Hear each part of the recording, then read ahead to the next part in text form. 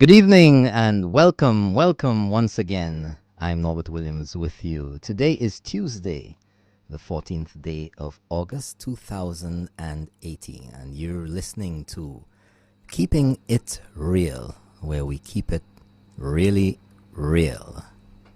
2 minutes after 8 o'clock, and on the other side of the console with me tonight in studio is Mr. Lionel Ellis. Good evening, Mr. Ellis. All right, good evening. I notice you have me as your sidekick tonight because Champagne is not here. Are you all right with that? Well, I'll see what I can do, If I fall asleep, let me know. But nice to have you in the studio again, Norbert. And good evening to St. Lucia, visitors, and beyond the shores. Well, thank you, Mr. Ellis. Number to call if you'd like to make a comment, ask a question, or just say something is 456-0931. 456-0931. And the email address, if you don't want anybody to hear your voice but want to still make a contribution, the email address is info@keepingitreal.lc. Okay. Mr. Ellis, you all set over there? Yeah, yeah, certainly, no problem at all. Well, good. You know what my week was like, so I'm just trying to get things back together here in the studio. Well, good. And I hear you have a hot show tonight. Well, don't get burnt. I know there are lots of people lined up, listening and ready for the action. A little preview went out this afternoon, so we're gonna get into things. Anything in the news you want to bring up? To be honest with you, I haven't had time for news this week. No, but I had the only thing I can tell you is about Victoria Hospital, and that pains me. It's really about the health system for our people in St. Lucia, and I really hope that we can, as a government, can get this health system cleared up. So many complaints about casualty, and that will take a whole program for me to explain what my experience was this week and continuing being in and out of the casualty ward and the emergency ward at Victoria. Okay. I can't wait for the government to do something and move out and get the OKEU hospital going. But that's another story. I'm sure you will deal with that in a subsequent program, right? Okay, sure, absolutely. Okay, folks.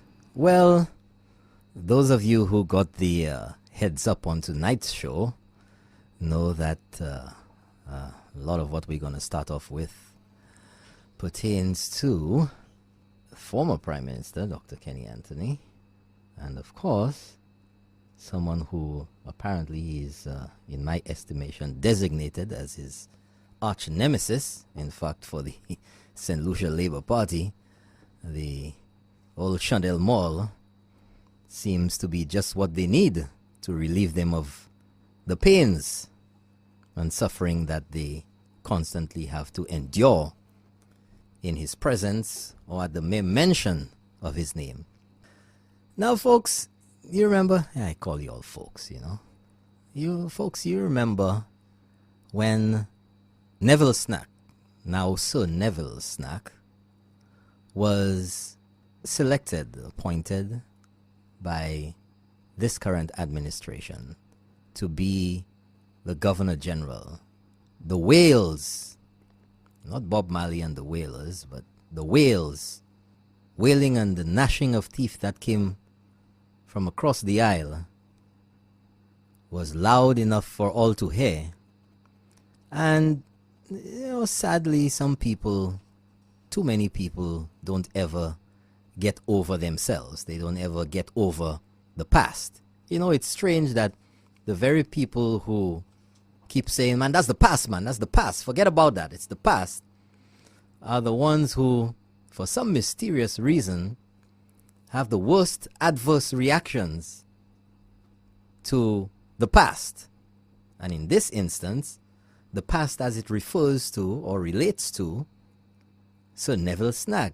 It's very amusing to observe the selective application of that past, it's the past mantra that they've been pushing out for so long. Well, folks, which one do I hit on first? Since we're talking about that one and everybody's all excited about it, I might as well move ahead with that. You know, as an elected representative of the people, whether you're in government or whether you're in opposition, you're expected to do your job, you know, and that job is a job of representation. That's why you are the people's representative for a particular constituency. And the representation of your people occurs in the House and elsewhere, whether you're government or opposition. You have to speak on issues, you have to debate on them, you have to investigate, you have to inform your people on what's going on. Because you're not elected to be out of the house. Because if you're out of the house, you're out of touch. Imagine trying to pass a budget and you're not in the house. Imagine trying to pass a bill and nobody comes to the house. So there's an accepted place where the business of the people is conducted, and that is our House of Parliament. It's not by the market, it's not on Mikud Street, it's not anywhere else, but in the specific location designated for the official conduct of the people's business. And you know, sometimes I notice things without even looking, and I'm sure many of you do too, but you don't pay too much attention because it seems to be the usual thing, you know, whatever happens in life, you know, every day goes by and things happen, and you don't pay particular attention to the significance of certain happenings until, you know, at some point you get an aha moment, you know, that light bulb goes off in your head. Eureka! And in this instance, that light bulb has been going off for me for a few instances as it relates to Dr. Kenny Anthony. Yes, Dr. Kenny Anthony. That name is not taboo, is it? I mean, he's a public figure. He's an elected representative of the people. And therefore, his actions and inactions and whatever else he does is under scrutiny. He's in the public eye, just like everybody else. Whether you drive a Suzuki, whether you drive a Honda, and whether you drive a Range Rover, right? And I'm taking you to just a few instances in our House of Parliament where Dr. Kenny Anthony, for whatever reasons, has not been present. He's sent in excuses. But what really strikes me about all of this and comes to my reasoning is that when you're elected to office, your first priority is the business of the persons or the people from your constituency. In fact, everyone in your constituency who voted for you, and also those who did not vote for you. Hey, you know, hey, our representatives always say that they represent everyone, even though some people didn't vote for them. So you represent everyone in your constituency. And if you're late too often, or if you don't show up too often, and your excuse is other business, then you begin to be looked at by people as maybe not being too serious about the responsibilities and the obligations that you've taken up as their representative. And so Dr. Kenny Anthony has been absent on a number of occasions. In fact, when the roll is called at the beginning of every session, there is the moment when excuses or the reasons for members not being present are passed on to the Speaker of the House, or at least he acknowledges that he's received communications that certain members would not be present, whether they're traveling on official government business, whether they're sick at home, whether they are in court. But the thing about it that gets to me is that on rather significant issues or significant times, Dr. Kenny Anthony seems to be missing in action. You know, as a member of the public, you're entitled to query these instances. You know, if it happens a little too often for your liking, you begin to wonder. And particularly if you observe a pattern of these no-shows. I'd like to go just to the beginning of this week. We're not going to go into the other ones. But there has always been the perception that Dr. Kenny Anthony is very thin-skinned. Let's get real. You know, a lot of things fly about in the political sphere in St. Lucia. Certain people are considered this, certain people are considered that, certain people are... You get the drift. And Dr. Kenny Anthony has been assigned the persona of being very thin-skinned. And what I noticed this week is, in the aftermath or on the heels of the death of Mr. Asin James, former representative of Micoud South, at the joint sitting of Parliament exactly 1 week ago on the 7th of August, Dr. Kenny Anthony was not present. I don't care why he wasn't present. That's not the point. Point is that he was absent at a very significant sitting of the House. Being the fair person that I am, on Thursday, he did show up to pay his respects at the House of Parliament where the body lay in state. That was Friday morning.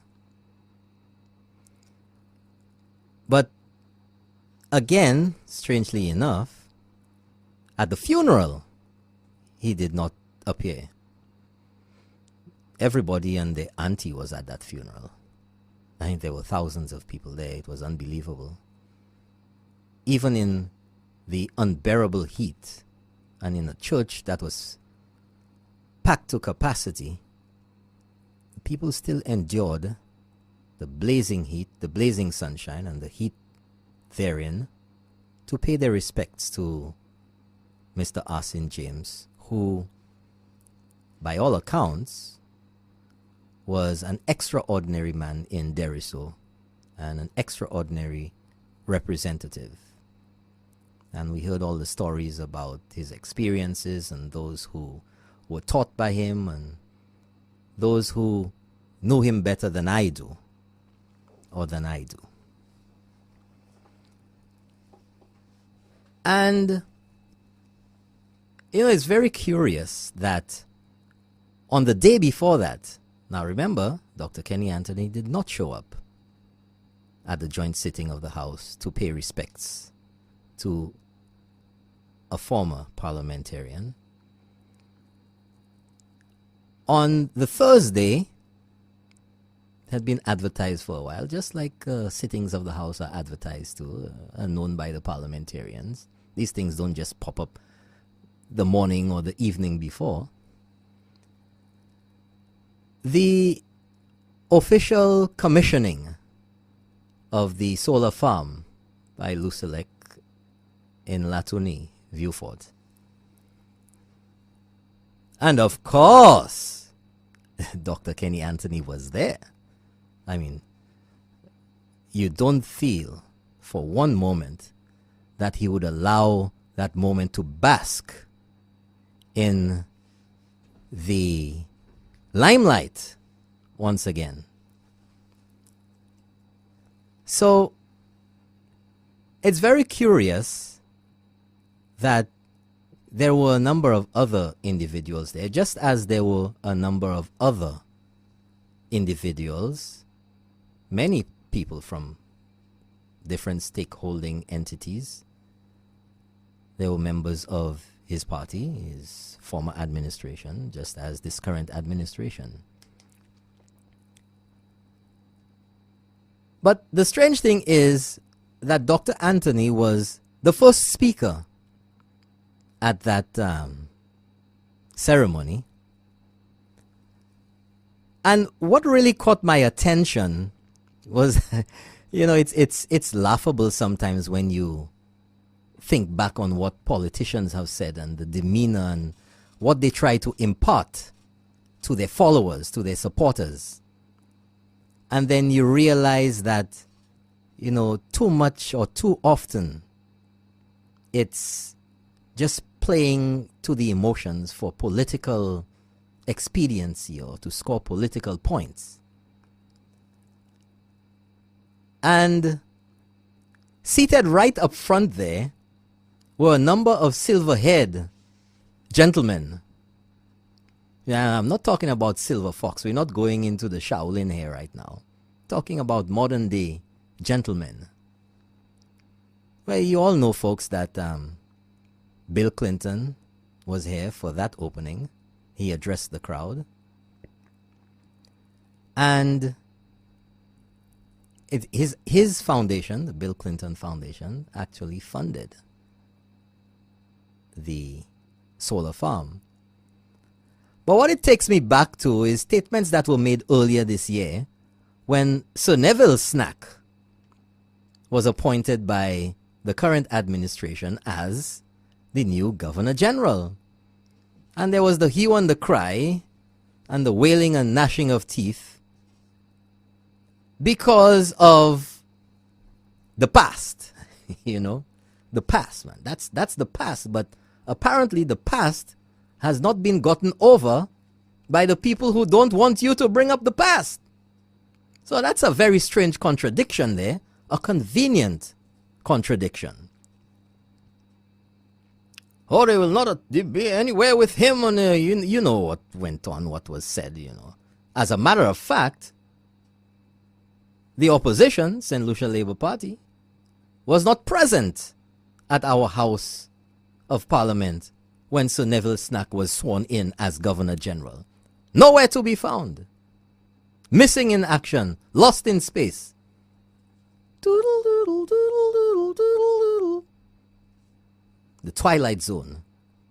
But the funny thing is, there at that official ceremony was the leader of the opposition, Philip J. Pierre, was Dr. Jimmy Fletcher, former Minister of Government, Dr. Kenny Anthony, and front and center, Sir Neville Cenac, the Governor General of St. Lucia. So I was curious because I was there. Yes, I was. I must confess. I was there. And I was saying to myself, but something must have happened. His skin must have foamed up a bit. Maybe he's using some astringent or whatever. Maybe Dettol to firm up his skin. Because he was there. And he was the first person to speak. And I'm telling you, I was rather concerned about the well-being of Dr. Anthony. Because, folks, you know, I pick up things. And, you know, you have to take this in context of what was said before, the persona that has been associated with Dr. Kenny Anthony, and what played out that afternoon there in La Tournay in Vieux Fort. And the thing is, it was all caught on camera and it was all caught on audio. And I just want you to listen to Dr. Kenny Anthony's speech. Well, parts of it. Some parts are irrelevant to the point that I'm making. But I just want you to listen to this, and I want you to pay particular attention to the beginning, where he has to acknowledge the presence, what people call the protocol. He has to acknowledge the protocol, and there was no way that he could have escaped it because he was the first speaker. So he had to, even if he wanted to, say, protocol having been established, he could not have done so because he had to establish the protocol as he was the first speaker. So I want you to listen to his intonation. I want you to listen to his breathing, because it's all caught on audio and it didn't escape me. And I'd like you to pay particular attention because this tape has not been edited, well, only to put parts together, but the voice on there, the breathing on there, and everything else on there is Dr. Kenny Anthony. Let's go to it.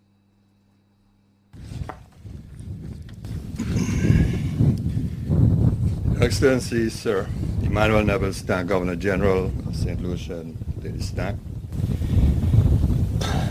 President Bill Clinton, 42nd President of the United States of America, and delegation, Honorable Alan Chastney, Prime Minister, and Mrs. Chastney, members of the Cabinet of St. Lucia, Mr. Jose Maria Figueres, former President of Costa Rica, Honorable Philip J. Pierre, Leader of the Opposition, Permanent Secretaries, Deputy Permanent Secretaries, General Manager of Lucia, staff and members of Lucia, ladies and gentlemen. Pause that there. Yeah, pause that there. Right. Folks, did you hear that? Dr. Kenny Anthony paused. He seemed to be having difficulty in mentioning the name of Sir Neville Cenac. He took a deep breath before. It's like he was trying to make up his mind whether he would say it. Then he got to Alan Chastney and another deep breath. Heavy, labored breathing. I'm concerned with someone who has thin skin, particularly in this case, the thin skin of Dr. Kenny Anthony. And I'm wondering whether he's getting heart palpitations, whether his blood pressure skyrockets, because there right in front of him is Sir Neville Cenac. Now, you know, let's go on, because there's more in that address which shocked so many people there. I mean, you could hear people gasping at the angle that Dr. Kenny Anthony was embarking upon with the statements that you just go straight through with all the statements. We continue. Of Lucia, ladies and gentlemen. However, as exciting and pleasing as today's achievement is, it would be remiss of me if I did not also use this occasion to reflect on some missed opportunities and to hope that we will soon see the restart and completion of other critical elements of the National Energy Transformation Program. It will be good to see the tabling in Parliament of the new suite of energy legislation that my former government initiated, which will create the environment for a truly modern and diversified energy sector. The decision to stop the CDB-funded island-wide LED streetlight retrofit should also be revisited, and this project restarted. These funds were being made available to the government at highly concessional terms, and the annual savings to government and relatively short payback period more than justified the investment. Unfortunately, the wind farm development was stopped over a simple issue. Where we should now have a 12 megawatt wind farm generating renewable energy into our national grid, Listen to this. with dividends for local shareholders and benefits for consumers, we have shrubs and snakes on undeveloped land. Right. Right, folks. The official commissioning of a solar farm in Vieux-Fort. Folks, the matter of being a parliamentarian or being a government representative or a representative of the people is that you're required, or it is required, that you have a certain level of tact, that you exercise a certain level of appropriateness. Be appropriate, be relevant for the occasion. And too often we find that those on the other side, for whatever particular reason, they've become very well known. Of course, you know the reason. We know the reason. The joke, it doesn't matter what it is. There always has to be a political joke. They have to juke you. They have to take every opportunity to dig your eyes out. And in the process, they make themselves look like, well, you fill in that blank. Might be a word beginning with J. They make themselves look ridiculous. They make people wonder what's going on between their two ears. You're telling me that to say thank you for funding the solar farm in Vieux-Fort, it was necessary to bring up all of that other stuff? What relevance is that to Bill Clinton or to the occasion? That's local politics. It's not a political platform. But of course, to play it up, any opportunity to stick it to the government. It's time we get away from this foolishness. The people of St. Lucia are getting tired. I'm tired of that nonsense. Every opportunity to joke, to gourmet, to babier. I mean, come on.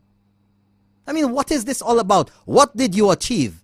Just a personal satisfaction that you were able to stick it to the government? Or in some misguided way embarrass them with international coverage? With all the press there? It's a feel-good thing before some of your peers. So they say, yeah, I'm the guy. Yeah, I'm going to give it to them. I'll show you who I am. No peace. We will fight you. We will fight you in the streets. We will fight you in the courts. We'll fight you at Latoni too. We'll fight you at the solar farm official opening too. I mean, when does it end? My gosh. I mean, are we going to grow up in St. Lucia? Are we going to get real? I mean, if you want to keep it real, get on this show and keep it real. Dang, damn it. You know, people of St. Lucia are tired. Your last, new last. Enough. Enough already. What do we have to say? A novena? To get some sense into the heads of some people? I mean, what has to be done? What? What? Kisa? You know, this is just becoming a ridiculous embarrassment. You know, people, fiddling, people don't know what to do with themselves there. This stuff that's being spewed out there on every occasion, every opportunity, every chance that people get. It's becoming a nuisance. This is not the type of behavior that we should be expecting from our elected representatives. But you know, with the analytical mind that I have, I like to keep it real, look at things objectively. Dr. Kenny Anthony is a member of Parliament at this time. He represents Viewfort South. Dr. Philip J. Pierre is the leader of the party, and he's the leader of the opposition. Now, let's be honest. It has been thrown out there that Philip J. Pierre, representative for Castries East, is the biggest acolyte of Dr. Kenny Anthony, because he was present during all the terms in office. He was there. He was deputy leader. He never opposed anything. So, in anyone's estimation, he supported it all because he never opposed anything. So, for all intents and purposes, Philip J. Pierre was a rubber stamp to Dr. Kenny Anthony. Well, say it ain't so, Mr. Philip J. Pierre. If it's not so, how about you saying so? What did you oppose? What did you clash over? Let's hear it. Ain't nothing wrong in doing that. We live in a democratic society and your organization is democratic, right? And you're allowed to express differences of opinion, aren't you? So, Philip J. Pierre is now the leader of the party. The reins of power have been passed on since June the 6th, 2016. But even with being an acolyte of Dr. Kenny Anthony, Philip J. Pierre showed up at the joint sitting of the House. I mean, say what you want about Philip J. Pierre. There are some things about Philip J. Pierre that let you know that he's a little different cut of cloth. He was present at the joint sitting of the House to pay respects to Mr. Arsene James, the departed. He was also present at the commissioning of the solar farm, and he was also present at the funeral for the late Arsene James in Deriso. Kenny Anthony was missing in action. But then, if you're transferring power and you want to be magnanimous, as you should be as a former leader, why didn't you let Philip J. Pierre, as leader of the opposition and as leader of your party, to address the crowd on behalf of the opposition and the former government? But you had to be there. You had to be the one. Now, anybody can say whatever they want and say he was the prime minister before, blah, blah, blah, blah, blah, blah. Let's keep it real, okay? Let's keep it real. As a show of support for the leadership of Philip J. Pierre, you don't think he could have addressed the crowd instead? But you know, that's your own internal stuff. You all sort that out. It's just an observation of mine, folks. And I'm entitled to my observation. And I think it's reasonable. The conclusions that I've come to based on my observations are fairly reasonable. Don't you think so? Number to call, 456-0931. And if you'd like to email, the email address is info@keepingitreal.lc. We're going to take a break and we'll be right back in just a few minutes. Good evening and welcome back to Keeping It Real. Today is episode number 9. That's right, folks. 9 weeks since the start of Keeping It Real.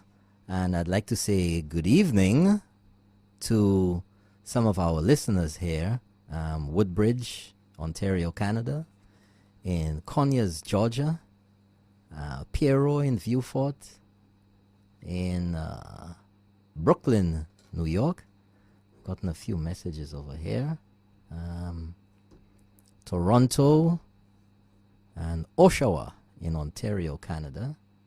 We have quite a number of people listening online. Thank you very much.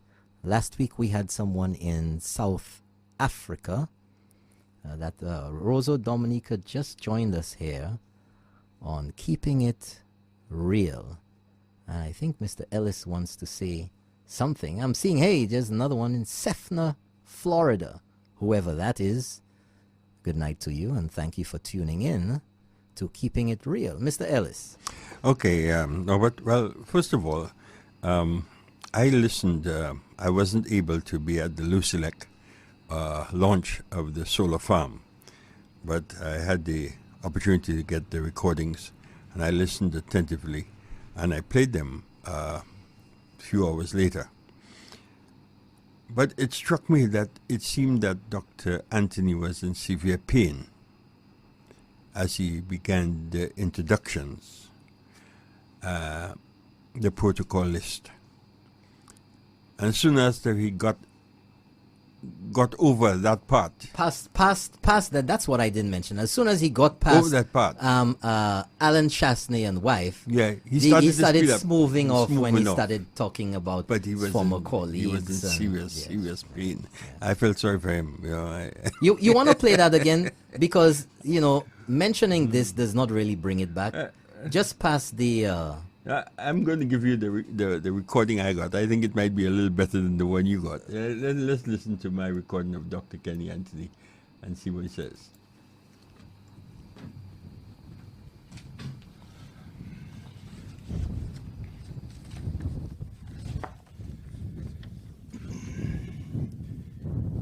Excellency, Sir that heavy Manuel Neville Cenac, Governor General Listen to this. St. Lucia and Lady Cenac. Yeah, President Bill Clinton, 42nd President of the United States of America, and delegation, Honorable Alan Chasney, Prime Minister, Listen. and Mrs. Chasney, members of the Cabinet of St. Lucia, And listen to Mr. Jose Maria Figueres, former President of Costa Rica, easy now. He's gotten past the rough Leader of the part. Opposition, Permanent Secretaries, Easy. Deputy Permanent Secretaries, General Manager of Lucia, staff and members of Lucia. We don't need to go for it. And it's sorry that we had a lot of wind noise in that recording. There was a lot of wind noise, but it really struck me of that. And I was watching it on NTN, and I noticed that he was really if he could get away from But the point you made is interesting. One might say he's the parliamentarian for the Vieux-Fort South, and the farm is in Vieux-Fort South. But all of that is true. I don't think that escapes anyone. But I think the opportunity to big up your guy, who is embroiled in public opinion as not really being the real leader. The real leader, yeah. Right. It's out there. Let's not pretend. It's out there. There's a lot of stuff going on. That was an ideal opportunity to big up your guy. Give it to him. He could say something, come on. This is a diplomacy. It's the whole thing. And I don't think if anybody wanted you to address the crowd, that you could not have deferred and something could not have been said. Come on. And that wouldn't have taken any shine away from him because he had met Bill Clinton before, President Bill Clinton, and he would have had the opportunity to speak to him there. But of course, to give the leader of the opposition, the present leader of the opposition, that opportunity, no way. You can't get past that at all, It's I tell you. Like they say, things that make you go, Mm-hmm. Well, not Okay. All right. Right. So, going on to the news, folks, unfortunately, a person, whilst undergoing dialysis at the OKEU hospital, developed some complications, and as a result of those complications, passed away. It's the whole big hue and cry. Yeah, I don't know what it is that some of our politicians believe is in the heads of the people that they pass out so much of this nonsense to. But then, of course, on the news, almost immediately, was the representative, now from Viewfort North, who is the Shadow Minister for Health, I believe it is, Mr. Ellis? The Shadow Minister for Health? Yeah, Moses Jean-Baptiste. Yep. Another representative of the people. And he hops on having gone to the press or made a statement sometime in January this year, I believe, that if dialysis services were to be instituted at the OKEU without other services there, that there would be a problem. Now, from the get-go, that was a disingenuous or uninformed statement. And, of course, the usual hullabaloo and the press conference and the noise and the everything else you can imagine. They even threw the box at you, at the government, because someone died in dialysis. And oh, we had told you! We had told you it took so long for an ambulance to get there, and this person is dead and it should not be unless it's at a hospital. Folks, that is baloney! And it's not on a sandwich. So many. Immediately I heard that, I said to myself, it absolutely makes no sense. Because they would have you believe, Moses Jean-Baptiste, that unless you have emergency services immediately available on premises, that you cannot or should not have dialysis services. And that is absolutely false. Absolutely false. And anybody who knows anything or has been around knows it is false. And if you're just slightly observant, and we have cable TV in St. Lucia, and everybody complains about St. Lucia or the Caribbean or other countries in the world becoming so Americanized, because we see the music, we adopt that, we see the dances, we see the fashion, we see everything else that we adopt. But there's a lot of common sense on there that somehow eludes some people. And it is very well known, as a matter of fact, it's a fact, that many centers that offer dialysis services are not in a hospital. They're not near an emergency room. There are stand-alone facilities that you can go to simply to get dialysis. And what was being performed at the OKEU is nothing any different to what happens at a dialysis center in Martinique or in New York or anywhere else. Anywhere else. So where does this all of a sudden special conditions come into play for St. Lucia? And how you all were reckless and you're responsible for this person. It's very sad, folks. And I'm sure all of you will extend or agree with me in extending condolences to the family of the person who died. But not to minimize what happened to the individual, because death is not always a pleasant thing for people, for those left behind.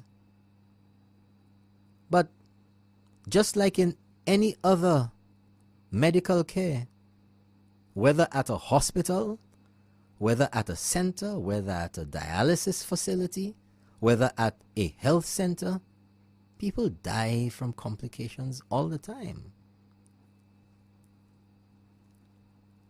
But lo and behold, after I had come to those conclusions myself, based on, my exposure, people are exposed to life, The rebuttal to the absolute nonsense that was spewed by the SLMDA. And you're left to wonder. The SLMDA, or at least the representatives, those who speak on behalf of the SLMDA, are doctors themselves. You would hope, or you would expect, that they're very well aware of what happens elsewhere. But, oh no, our special SLMDA had to come out and condemn. They had to come out and condemn. Basically the same line as what Moses Jean-Baptiste was saying. But folks, again, I'm just saying to you, is that the phone ringing? I'm hearing a phone ringing. That just like Moses Jean-Baptiste, they're basically saying the same thing, warning the current administration that this is what we're saying and you don't want to listen to our advice. All of this flies in the face of reality.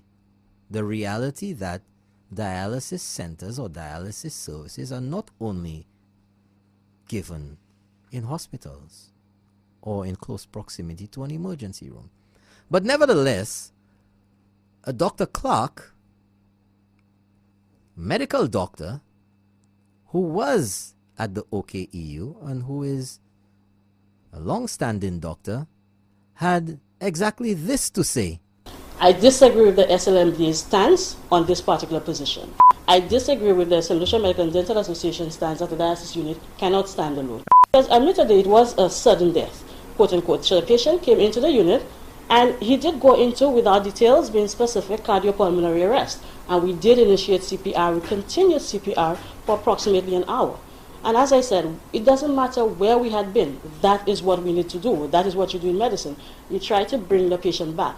Once we thought the patient was stable enough, post-CPR, because we initially got him back, the patient was transferred. And that is what would have been done. Even if the patient had crashed 10 feet away from an emergency room, that is what you had to do, get a flat surface and start CPR. So I disagree completely with the notion that just because we don't have an emergency room, that this patient passed. That is false, categorically. It is false to think that the patient necessarily would have made it if he had been in an ER or if he had been at the old unit at VH. And I think that's just one of the notions that we need to dispel. Are there any statistics to indicate that standalone units have higher mortality rates than units which are attached to hospitals? The answer is no. There is absolutely not one study I have looked at which shows that you have higher mortality rates or higher rate of incidence at a standalone unit than you would at a unit which is attached to a hospital. So it is false, the idea that a dialysis unit cannot stand alone. But yeah, folks, Jimmy Cliff says it very, very well. Very well.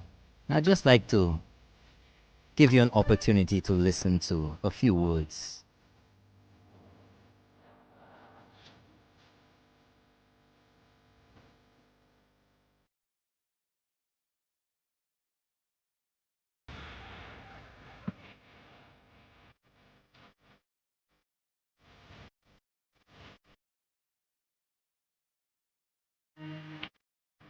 Words you speak from your mouth.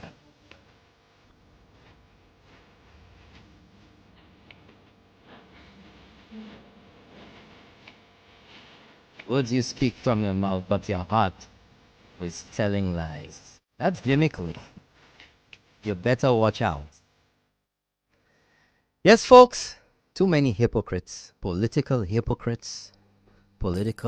bluffers. But a lot of what we have to deal with is dealt with in song, sometimes repetitively. Invader sang Victoria about the conditions at Victoria Hospital. Jimmy Cliff sang generally about hypocrites. There was another Calypsonian who sang about Teacher Percy say if you tell a lie, you go into hell as soon as you die. Remember that one? And we have to challenge our representatives to a much higher standard.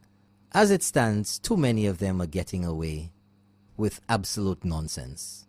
And there are too many people who are just willing to swallow up the nonsense, swallow the Kool-Aid, drink it, open your mouth, and glug, glug, glug, glug, down your throat. Now, I want to go back a little bit again, because you see, we need to be a little more critical in our thinking in St. Lucia, okay? And the absence from the house on multiple occasions leaves one to wonder about the representation that the people of Vieux Fort South are getting from their representative. And then you're left to ask yourself whether the absences from the house are an indication or a reflection or emblematic of the state of Vieux Fort for 21 years. Whether this Pamele persona or this lack of representation on so many occasions is an indication of what that person really feels for the constituency. Because if you look at what happened down there, you're left to wonder whether he really cared about the people of Vieux Fort South. That's a logical question to ask, don't you think so? That's a logical question to ask. Let's keep it real, The number to call, 456-0931. 456-0931. And email, if you'd like to email us, is info@keepingitreal.lc. I see you paying attention to what's on your screen there and what's going on. What do you think about this, Mr. Ellis? Well, it's amazing when you hear this. You see, a lot of the information that's given out by so-called representatives, like what is given to the medical association, if the people do not know what a dialysis center is and what it's supposed to do, they would believe what they're hearing. In St. Lucia, you have places like medical centers, clinics that take do different tests that are prescribed by doctors, and those facilities are outside the realms of a hospital. They're outsourced, more or less, results of blood tests for various ailments. Everything is not done in one location. But for the Medical and Dental Association to come out with something like this, they must be able to be correct and can be able to even present the facts that without an emergency center, and why has not that been said long before? For a lot of the people who go to these agencies and these their clinics or do certain tests in different places. There's one on Miko Street in Castries. There's one in the Gibbwoods Mall. There's several areas where people go and do certain tests and don't have a real emergency center to be able to do emergency operations and so on. Why haven't they come out before? Why are they coming out now with regards to the OKEU? Because they're moved. They were working behind the scenes. They're working behind the scenes. Background. That's what was going on there. Hey, we have our first caller. Whoa. Hello, good evening. Thanks for calling, Keeping It Real. You're on the air. Good evening. Good evening, sir. It's the first time listening to your program. And I'm just here listening to you guys and thinking how pathetic what I'm hearing is. What is pathetic? Because if I have to list the number of lies that the Prime Minister and your government ministers present to the public every day, it would probably take your entire show.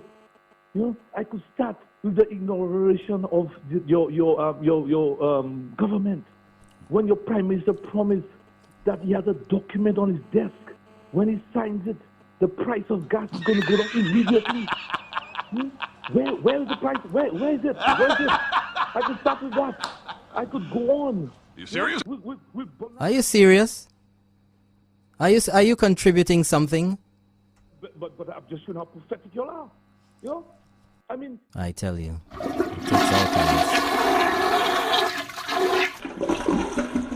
You're just speaking generally.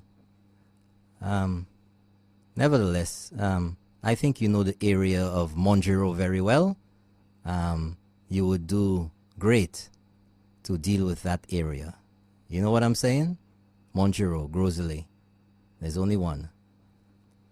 Folks, if you're not coming to speak about something specific, don't come here and just call in and waste your top-up and just spew in generalized nonsense. If you want to address something specifically, and as a matter of fact, I mean, we've been on for an hour addressing specific issues.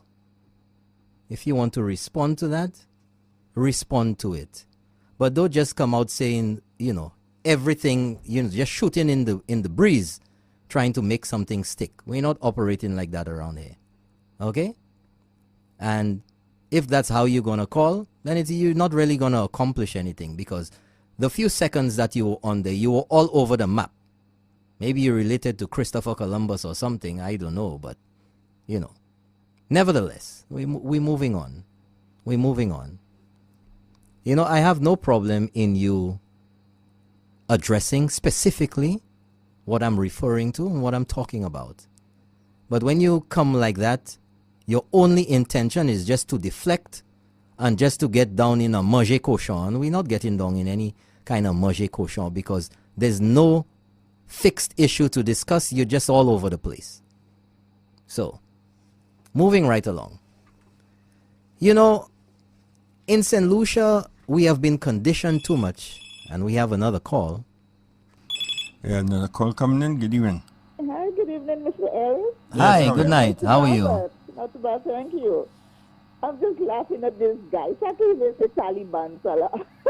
Well, I don't know. Maybe like we might be in Afghanistan or something. Listen, finally he has found the frequency. I'm happy with that, but he should pay more time to listen. He'd learn something or two. Exactly. You know, because I've been listening ever since you all started. You know, this is the type of interaction that too many people want to have. Just make noise. Just make noise. Mr. They can't take it. They can't take it. That's all they came us for. Make trouble, you know? You know, I've made it very clear on Keeping It Real and elsewhere that I'm not like that. Yes. Look at how you gave the other gentleman an opportunity to say what he had to say. That's right. But he's asking to come on the show. Yeah. But if he's willing to be one-sided, you can't have him there. Well, you know, we can deal with people like that. Okay. Because there's no space, there's no time for that type of tomfoolery. Yes. I mean, really, after that, he almost, the same thing that happened to Kenny while he was addressing the gathering, that almost happened to me. Didn't hear how he was speaking? Well, he was hyperventilating. Yeah. He was hyperventilating. But, you know, we'd like to thank you for tuning in if this is your first time listening to the show. Oh, it's not. Ever since you started. Okay, Mr. great. Ellis, I'm the lady who said she liked Cicely and Inglewood Humperdinck and so on. Oh, yes. Thank you very much. Yes, I get a lot of compliments for my music, you know. Yes. Oh, yesterday was wonderful. And it's the same thing I spoke about some time ago, whereas there's several... Sunday. Yeah, sorry about that. Yes. Yeah. They just cannot take it. Some of them just cannot take it. They're in opposition and they're going to come to try to malign and get... Yes. We're not going to be responsible for the high blood pressure. But Mr. Ellis and ma'am, places where they can go and talk their nonsense. Thursday nights they go there. When I hear them talking all the nonsense on Thursday night. You know, and they want to come there to disrupt and mess up our show. Well, we have no problem with people being in opposition, you know. They can stay there as long as they want. Exactly. But they can stay there very long. Yes. You know, but they want to have the cake and eat it. You understand? If I'm supporting a party, they do good, I'm going to give them props. But why is it? I'm going to criticize them. But maybe you can give us an answer to something, not just us in the studio, but to our listeners out there. Mm-hmm. What would you attribute to the perception out there that one side of the political spectrum in St. Lucia is very reserved, is very accepting of whatever the situation is, and then there's another one that is enragé, they're aggressive, they feel that they are the anointed ones and they alone are qualified and capable of ruling St. Lucia? Where does this come from? Because that's what their leader preached to them. Because all the leader preaches is violence. Well, so we have to be that aggressive way about them. You know, they follow from the top. So you're saying that generally being aggressive or speaking in such a demeanor encourages that sort of personality. Exactly. Exactly. You don't see how we on this side, how we are. We are humble. Which side is that? Our side. Which side? Your side and my side and Mr. Ellis's side. Yes, you know, we are humble people. We don't create problems. No, we let them talk, but they can't let us talk. That's the humble people. Keep your magie for you. Keep your laugh. We don't mind them coming in and having a reasonable debate, as Mr. Norbert says. But you see, listen. This is, I have always said so. There's nothing wrong at all. We live in a democratic country. There's nothing wrong in people supporting somebody else, and I'm sure every one of us out there listening right now. You see, when you don't know people or you have no connection to people, it's easy to allow yourself to demonize them.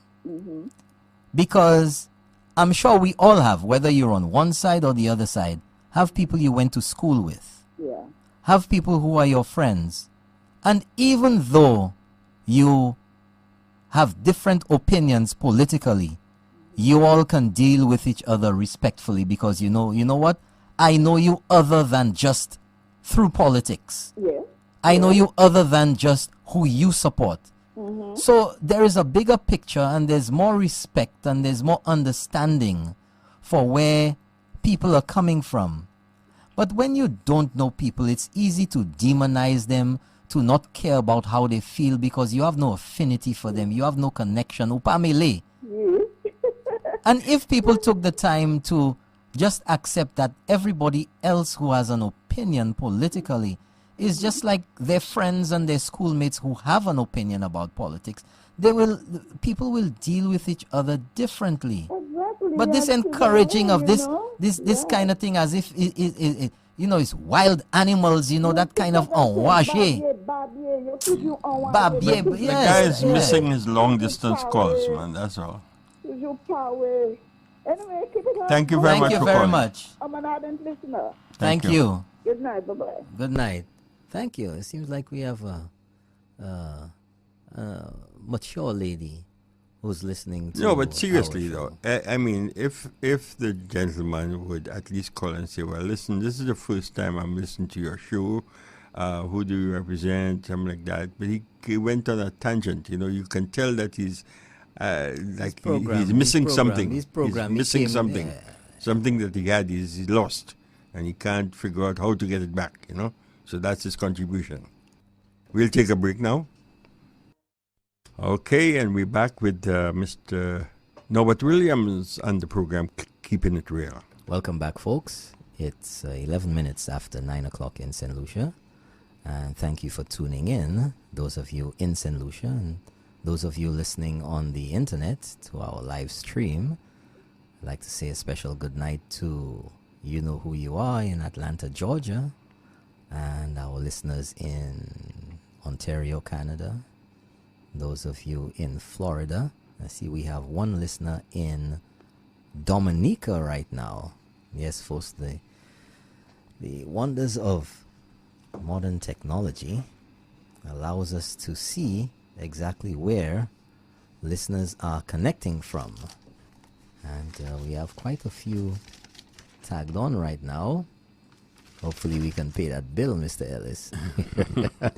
Yeah, just a little note here from the cost of that solar farm. Just to remind listeners, the solar farm cost Lucia like 20 million EC dollars, and it cost. It wasn't Lucia. Bill Clinton. Well, paid that's for what that, they said. No, that's what they said it costs. Right? Well, whoever paid for it, it's a $20 million project.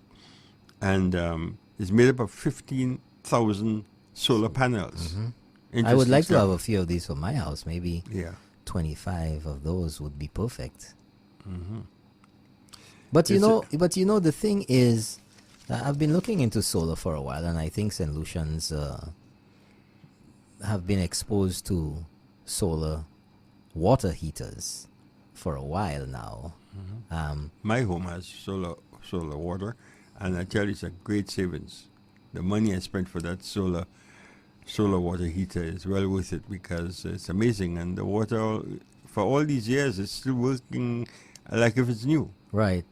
But you know, the thing is, the price or the prices on solar hardware, the panels especially, have gone down significantly.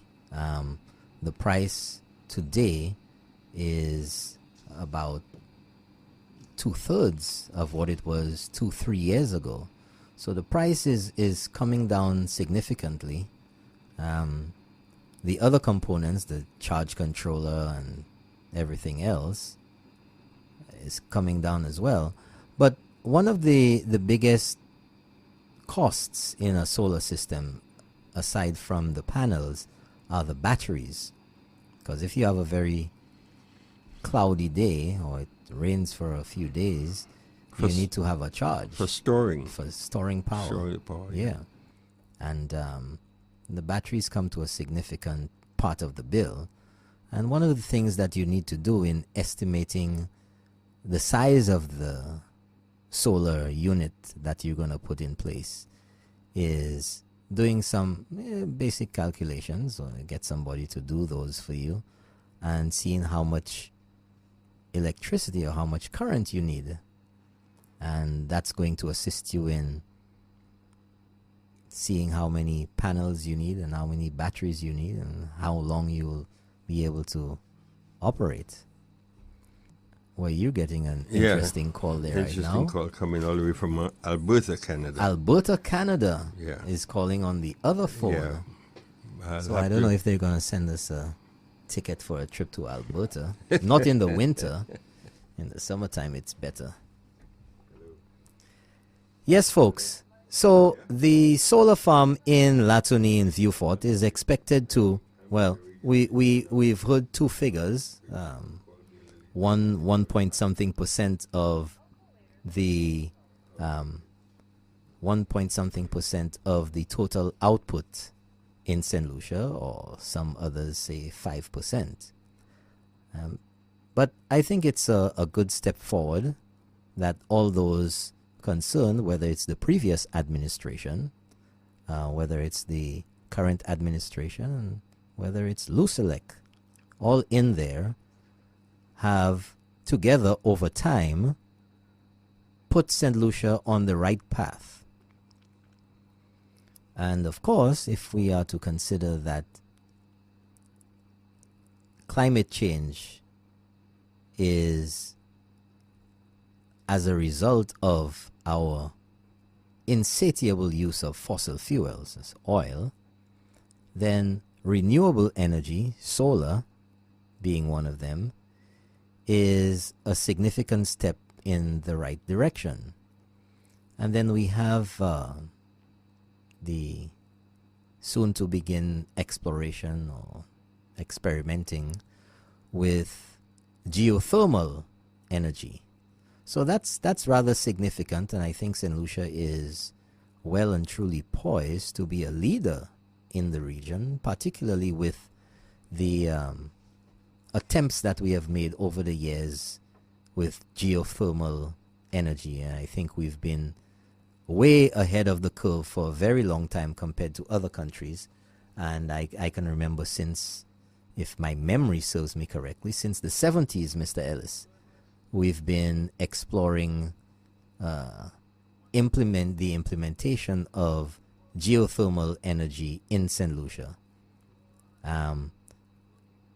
If these work out, if we can continue pushing with solar and our geothermal explorations become significant, I think what will eventually happen is that St. Lucia will become more competitive to international companies, and that would allow them to set up shop in St. Lucia, and they can experience more reasonable electricity rates, and that would also translate well for St. Lucians, who nobody will refuse a lower electricity bill. As a matter of fact, I just paid my bill today. It was, well, let's not talk about that.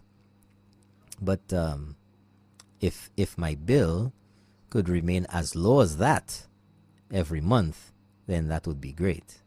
That would be great. Mr. Ellis, what are you doing over there? What are you listening? He's listening to something. I don't know what it is. I thought we'd be able to play a little bit of the comments made by President Bill Clinton for our listeners. You want to do that? I think that it would be worthwhile to listen to him for a few minutes and hear what he was saying to the audience. Now, let's do that. Okay, great. Throughout the world. Why are they interested in financing me to help you? Because they know that we have a common future. And so, what I ask you to do is to think about what this really means. You've done something good, remarkable, worthy in its own right. You know that you can do more. The Caribbean still has about the highest electric rates in the world. You have to work things out that are fair to a utility that is clearly willing to help you and has been built on a certain set of assumptions, and the world has changed. It's now wind energy is economical, solar energy is economical. For all I know here, geothermal energy may be economical. But you've had to figure out how to get from here to there. You will have to do that together. And at the same time, as I have heard the Prime Minister say again today, you have to do it in a way that makes the island more resilient. Otherwise, all your gains can be lost in the blink of an eye. Maybe we'll get lucky this year. You deserve the luck after what the storms last year did to the Caribbean. Didn't do it to you, but what happened to Puerto Rico and St. Thomas, to Dominica,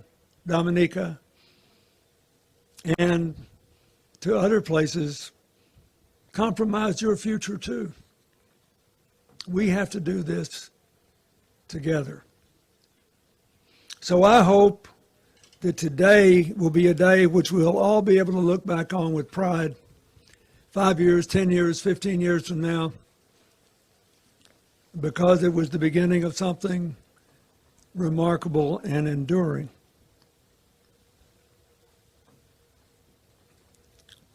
I saw the Dominican Republic, where I spent a lot of time the last 18 years, starting an AIDS program and then helping with various economic initiatives.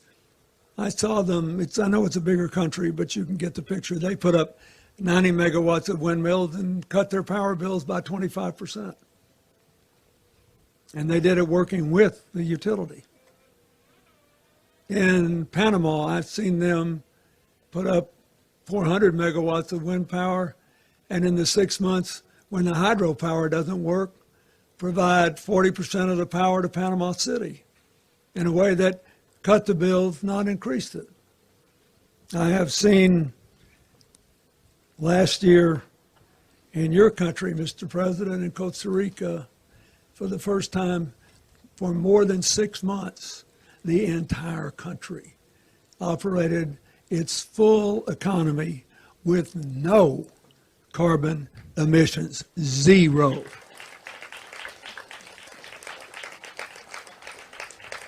And the per capita income of Costa Rica, for a lot of reasons, is roughly twice that of the other countries in Central America. I say that not to brag on Costa Rica, but to say we have to raise the others to that level.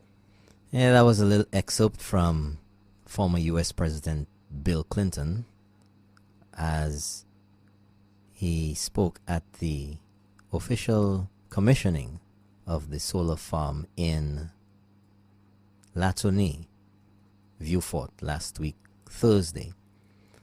Also present was St. Lucia's Prime Minister, the Honorable Alan Chasney, and he said a few words as well with regard to sustainable energy and with regard to solar power and where St. Lucia is currently and where we're coming from and what the plans are and what St. Lucia has to do to become more power sustainable. Are we ready for St. Lucia's Prime Minister Alan Chasney and some of what he said last week? We continue to act as if we are just one. And I want to take up President Clinton on what he started. Is that in order for us to be able to move forward and to solve this major crisis that we have, and clearly being here today is an effort on our part to be able to reduce emissions, to be more responsible citizens, and at the same time to economically make ourselves less dependent on fossil fuels. But climate change, or the environment, global warming, is having a devastating effect on us. And we're not going to resolve that problem by ourselves. This region has to unite. This region must come together with one singular voice in order to determine how we're going to move forward. The fact is that the odds are stacked up against us. The OECD continues to classify us as middle-income countries, and as a result of it, we don't have access to development funds. The protocols that most of the development agencies use reminds us every day that every project has a beginning, a middle, and an end.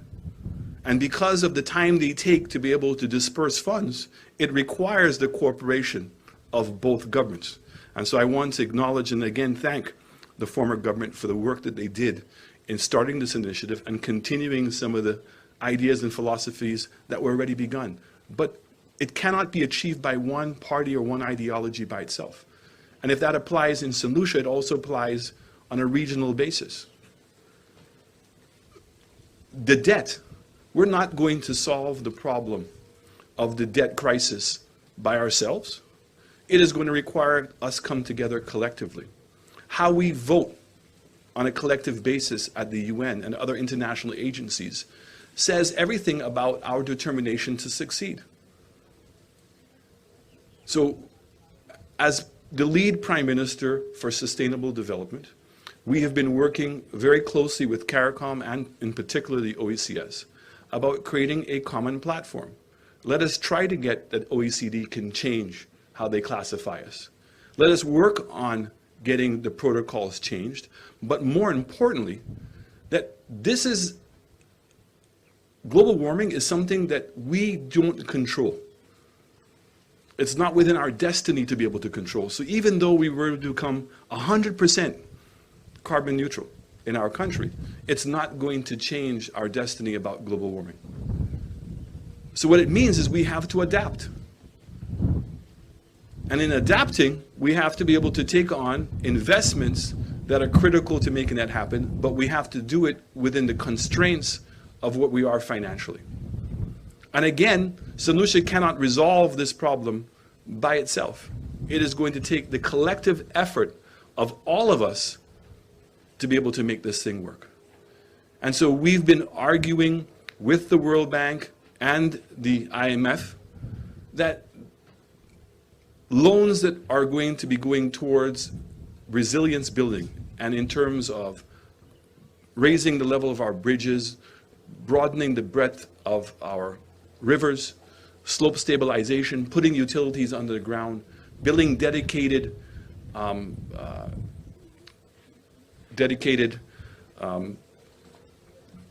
centers for disaster relief. None of those things are going to contribute to the economic growth of our country. None of them. But if we have to borrow the funds through the traditional resources, it's going to reduce our ability to put money into healthcare, reduce our ability to put money into education and into our basic infrastructures. So, which means that we have to, with the limited resources that we have, maximize how we implement our projects, how we prioritize, and how we move forward into the future, especially with sustainable energy. I hope you noticed that our Prime Minister acknowledged the work done by the former government. Well, of course he did. Right? That wouldn't go down so well if it was reversed. Well, I've spent so much time, because sometimes you have to open people's eyes. You have to bring it to their attention what's going on and indicate to them what you should not be paying attention to, or how not to allow yourself to be mama guide. Yeah. Because for you to understand what's happening to you, you must be able to identify it first. But you see, the whole problem we have when we're going into a general election, Norbert, is the fact that you heard this stupidness, silly talk about SLP versus the Chasneys. And it's really sad when so-called prime ministers would say something like that. This is something that I thought was very serious and detriment to our political climate. Let me tell you something. Let's keep it real. Okay? And the thing is that we have to hold our representatives, our politicians, to higher standards. Yeah, that's what I'm talking about. We have to stop letting them get a free pass and pushing off all of this nonsense, perpetuating nonsense to the people. Our representatives have to realize that regardless of what they say, they have to be more responsible, because they will argue, oh, what I was saying was not, they didn't mean it literally, and it's just a figure of speech and all of that. $100 million too, huh? Was not? There are figures of speech that are harmless, and there are figures of speech that can cause people who are on the brink, on the edge of sanity, of sensibility, those who latch on to the every word of politicians and take it and go with it and run with it. There'll be no peace. Sure, you can excuse it and say, well, but is there really that innocence in uttering those words? Is there really innocence? It's war over my dead body. Yeah, but could you not have said something else? Could you not have? As a representative of the people, is your English so limited that all too often the only references you can make revolve around violence? Why is that? Why? Why, St. Lucia? These are the questions, or this is the question we must ask. Why is it that for a particular set of people, every statement, or almost every statement, in whatever way, whatever words, they revolve around the use of force, the suggestion of violence, the inference of violence. Why? Why? That is the question. Why? Did you just have an aha moment there? Are you asking yourself the same question now? Say, you know, never thought about To that. our vehicles. Never thought about that. But it's peculiar. Once it's been brought to your attention, you begin to notice it. And I would ask you now, from this day on, to pay attention to what is being said. Pay attention. Because once it's brought to your attention, you never notice that once somebody brings a new song to your attention, all of a sudden you're hearing it all the time. You weren't paying any attention to it before. You weren't opened up to it. Or you come across a new word, look up the definition, and then all of a sudden you keep hearing it. It's because your eyes have been, your consciousness has been opened up to it. You see somebody or you meet someone you never met before, and then all of a sudden you see them every day. The same person you've been passing all along, but you've never, your consciousness has not been opened to that person. But politicians must understand that they don't have any God-given right to any position. And that is what I found strange. That is what I found funny. Because when you hear, for example, this caller, the caller a few minutes ago, who obviously is a follower of the St. Lucia Labour Party. Well, not necessarily, but he's opposed to the government. I know the voice. I'm not going to keep it real.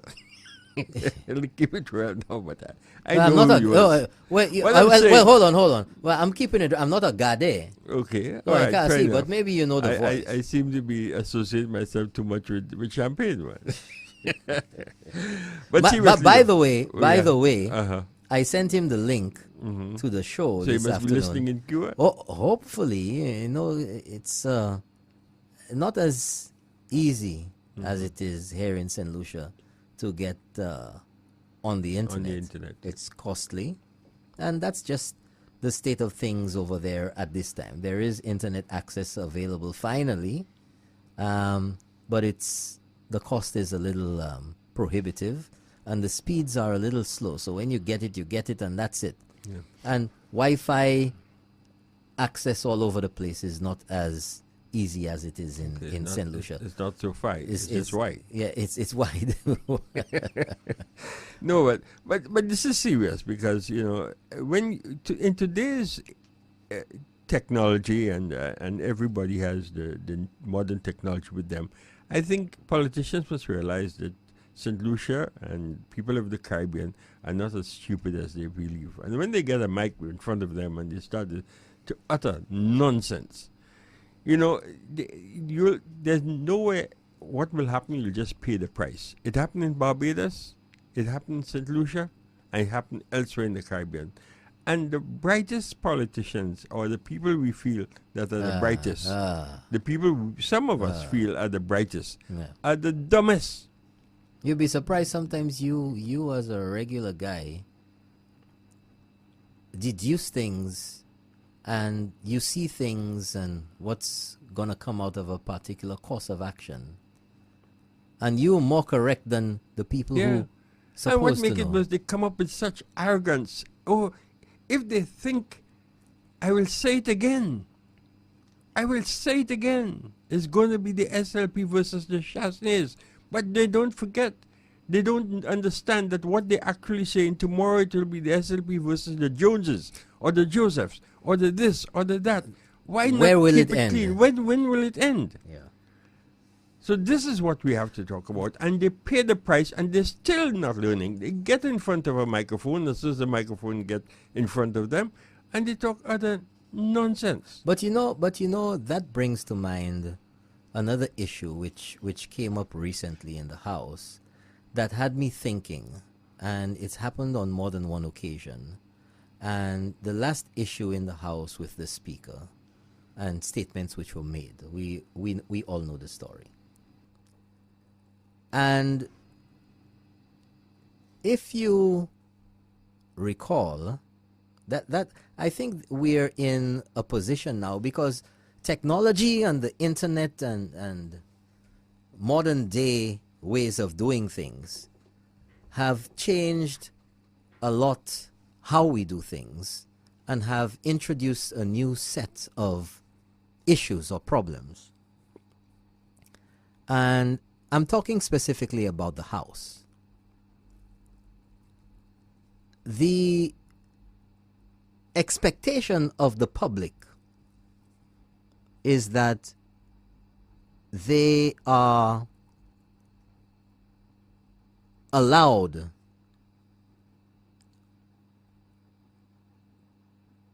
to hear live the proceedings in the House. And I contend that that is not so. Because a member of Parliament who is on his feet in the House speaks to the chair or speaks to any other member through the speaker. And you cannot speak directly to the people. The official record of what has transpired in the House is in Hansard. And for those of you who don't know, Hansard is the record. It's named after the person who started those records in the House of Parliament. Hansard. See, that's all this Hansard you keep hearing about. It's the record. It's the official record. But we have a little quandary now, which is becoming a problem, because the official record is Hansard in the House. But because of modern technology, because of the internet, even though an item or a statement is struck off the record or not allowed to be recorded in Hansard, that means nothing anymore, because it's forever saved on the internet. Because even if it is struck off the record, NTN or GIS has the live feed on Facebook, and that is on there. So is that not a record? And now here's where I want to go to.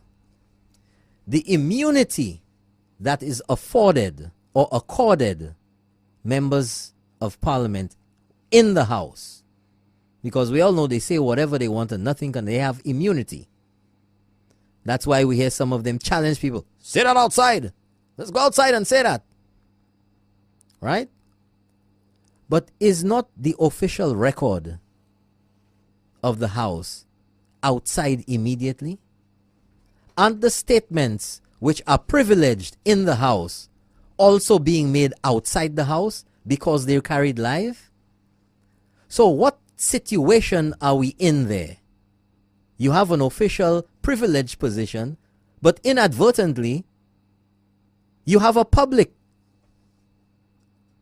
statement of what's going on in the House live. So if you struck it off the record in the House, it's already outside. It's still out there. And as a matter of fact, Dr. Kenny Anthony, it's strange that I've only heard this on that side. And if anybody has heard it anywhere else, they're free to say so. Dr. Ernest Hilaire, Dr. Kenny Anthony, and Philip J. Pierre, and Moses Jean-Baptiste. They've all made statements, and when challenged to withdraw those statements, they've said, well, okay, I withdraw it, but I say it already. And in particular, let me bring it up because I've been the subject of one of those, right? And I really don't understand, and this is the first time that I'm bringing it up publicly. I really don't understand what the need for saying so was, because the only conclusion I can come to for Dr. Ernest Hilaire making those statements is for public sympathy. And he came up in the House and said, you know, Mr. Speaker, you know, I think I'm going to need police protection, or words to that effect. It's out there. He said it. It's on the internet. That Norbert Williams was seen sneaking around my vehicle in the dock and taking pictures. Now, everybody knows that I've been walking around with a camera for years. It's my big-time hobby, long time. And pictures of all types of occasions and events have come from me. And people have seen that. I've been known for that. And rather peculiar to make a statement like that. Dr. Ernest Ile is an elected representative and he's a public figure. But he's the one who attracted attention to himself by making certain statements in the press. So that's all well and good. But I find it rather peculiar that when he was challenged on that, I can't mention people's names who can't defend themselves in Parliament. What was his statement? I withdraw my statement, but the Prime Minister's attaché, the one with the bow tie. I take back my statement, but I said it already. So is that a strategy now to use the immunity of the House to make a statement, to withdraw it, but then knowing full well that with modern technology or with the internet that we have now, that the live broadcast has already put out what you wanted to put out, and now even though you withdraw it, it's already out there. So what does striking it off the record afford you? And are we to see those statements now being made, and with comments like that, as an abuse of the privileges of the House? What protection does a person in public life have from an individual making a statement in the House, having it struck off the record, but because of the live broadcast, having it in the public domain where it should not be? Right. That is the peculiar question. I think what you're doing here is probably calling the House to look at a properly engineered delayed system. And normally delayed system in broadcast stations are somewhere around 10 to 15 seconds, maybe 20 to 25 seconds. But in the case of the House, you'd have to have a delay something like about 15 to 20 minutes. Exactly, because if somebody brings up something later on, say, hey, well, you said this. Oh, yes, I withdraw that. You know, this leads to now. Hold on a second here now. Hold on a second here now. Because I've been bombarded with this, and I think I have a right, since I was a victim of the privileged public statement, right? The withdrawn privilege, but inadvertent public statement. And yes, I did take pictures of the vehicle in question. I absolutely did. Never denied that. On that night, I also took pictures of a number of other vehicles there. I'll not get into the intricacies of photography for those who are not into it. That's irrelevant at this time. But the vehicle was parked.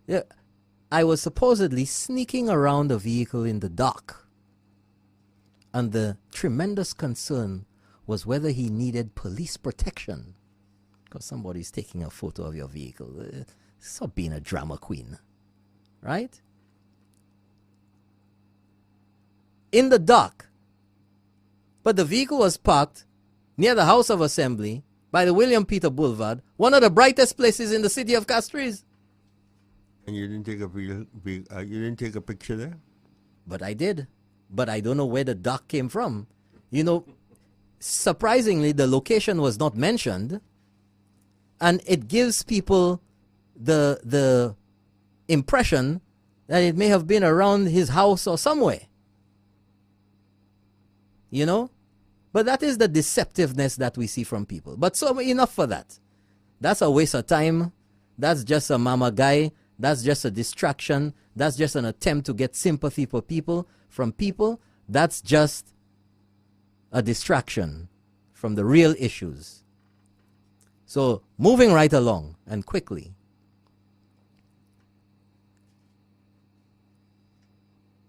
Mercury Fest last weekend. I heard you ordered a thong from Amazon and it didn't come in time. Sorry, it came, but wrong color. Oh, the neon green. I thought that's what the color you want. The neon green, right? Okay. But folks, that's people sending me messages here. Well, we have surprisingly, looking at the number of persons tuned in here now online, we have 2 more from Rosso Dominica. I wonder if it's the penguins listening to me. 2.5. Good evening to you out there in Dominica. Nice to have you joining us. Hope things are coming along nicely in Dominica in the aftermath of all what went on down there. We know that there's still a long way to go in Dominica, but y'all are moving forward slowly but steadily. Yes, folks, number 4560931, and if you'd like to email us, the email address is info@keepingitreal.lc. So, what's coming up next? The next is Food and Rum, is it? Food and Rum. Folks, if you went to Mercury Fest, hey, give us a call. Somebody out there. I know there's somebody out there listening who went to Mercury Fest. I heard from a lot of people who said they were going, who were there. I saw pictures. But let us know about what you thought of the new Mercury Fest as it compares to the old Mercury Beach. From what I've heard, it was just as good. There's a lot of traffic up on that road there. At Friday, I heard Grosley was banging.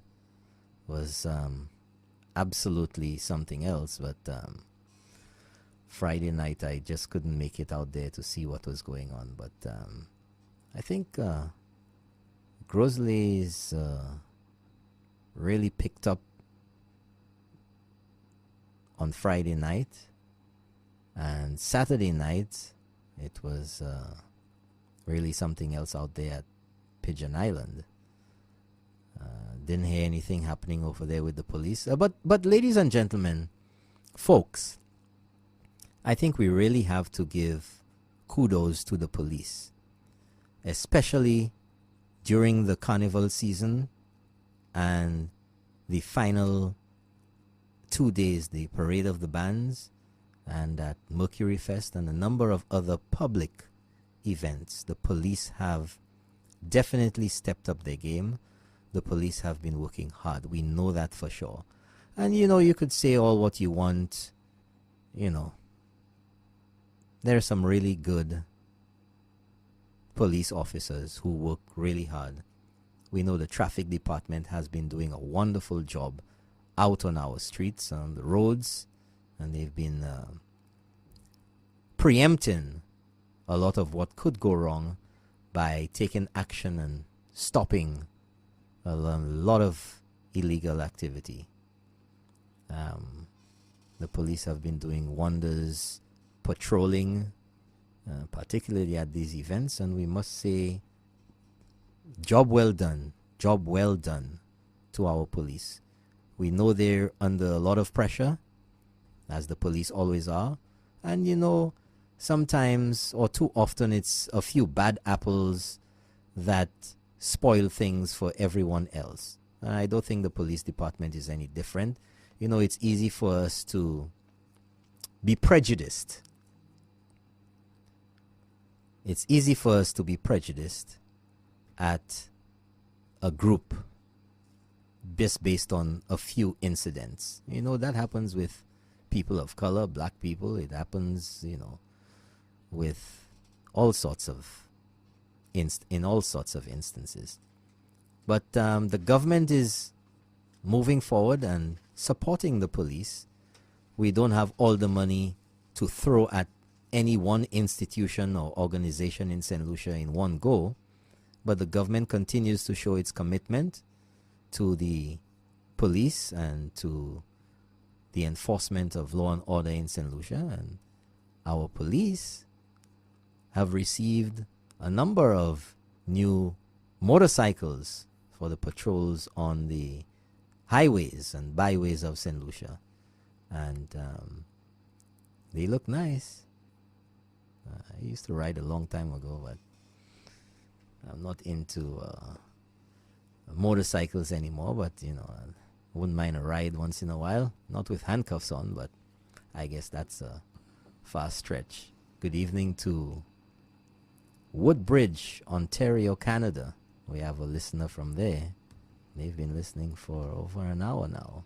So that's good. Our reach is getting far and wide, you know, Mr. Ellis. Yeah, we're working desperately on that with our new link. Our new stream setup. That's right. The quality is much higher. It's 3 times better than what it was before. So the quality of what you're hearing on if you have headphones or if you have a nice set of speakers on your computer, we should be coming in nice and crisp. Yeah, we're still working on our phone lines. We have to get some filters to knock out some of those buzzing sounds and hums. But this thing takes time. Yeah, so we're now at 5 minutes before 10, and how time flies so quickly. And we take a short break. Yes. And we'll be right back to wrap things up. We'll be back in just a moment.